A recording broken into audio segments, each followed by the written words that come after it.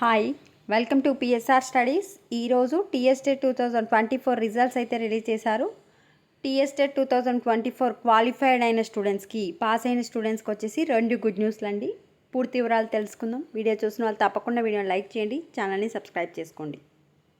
So మనకు ఈరోజు release చేసిన టెట్లో పేపర్ 1లో వచ్చేసి 57,725 మెంబర్స్, పేపర్ 2లో వచ్చేసి 51,443 మెంబర్స్ అయితే క్వాలిఫైడ్ కావడం జరిగింది.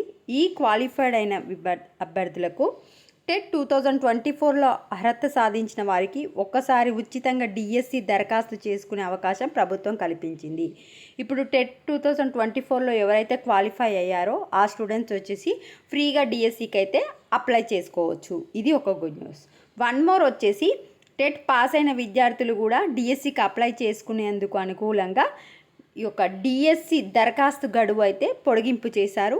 ఈ నెల 20 వరకు మనకు డిఎస్సికి అయితే అప్లై చేసుకోవచ్చు. డిఎస్సి దరఖాస్తు గడువు 20 వరకు పొడిగింపు. సో టెట్లో ఈరోజు పాస్ అయిన విద్యార్థులు ఫ్రీగా డిఎస్సికి అప్లై చేసుకోవచ్చు కనుక ఫ్రీగా డిఎస్సికి ఈ నెల 20 వరకు అప్లై చేసుకోండి. వీడియోని లైక్ చేయండి, ఛానల్ని సబ్స్క్రైబ్ చేసుకోండి. Thanks for watching.